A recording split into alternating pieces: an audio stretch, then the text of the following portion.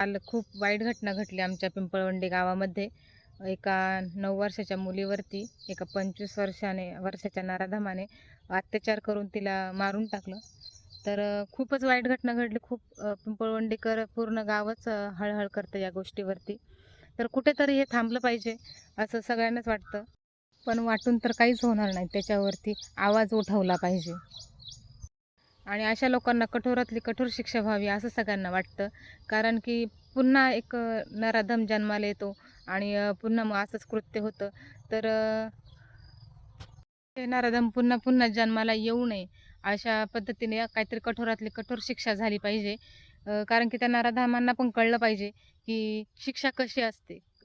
त्यामुळं ते पुढचं पाऊल उचलणार नाही. त्यामुळं आणि कसं होतं, अशी शिक्षा कठोरातली कठोर होत नाही. काय करतात लोकं, 4 दिवस त्याची हळहळ व्यक्त करतात. 4 दिवस जरा हे करतात आणि नंतर शांत बसतात. ते सरकारला पण माहिती झाले. त्यामुळे ते त्यांना पण माहिती झाले की हे लोकं 4 दिवस आंदोलन करणार, रस्ता रोको करणार. त्यामुळे ते लोकं काय करतात ते, सरकार पण त्याच्याकडे लक्ष देत नाही.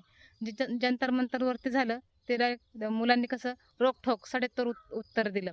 त्यामुळे सरकारलाही त्या मुलांपुढे झुकावंच लागलं. असं काहीतरी केलं पाहिजे, की सरकारलाही त्यांच्यापुढं झुकावं लागलं पाहिजे आणि कठोरातली कठोर त्या नराधमाला शिक्षा झाली पाहिजे, असं सगळ्यांना वाटतं. कारण की आता ह्या घटना वारंवार होत चालल्या ते.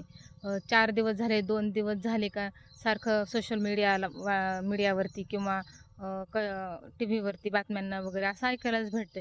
त्यामुळं खरं तर आहे ना, कठोरातली कठोर जनतेच्या समोर ही शिक्षा झाली पाहिजे.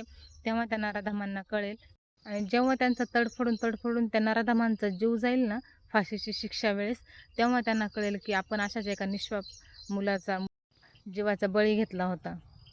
त्या नराधमांचा जीवसुद्धा असा तडफडूनच गेला पाहिजे मी तर म्हणेल.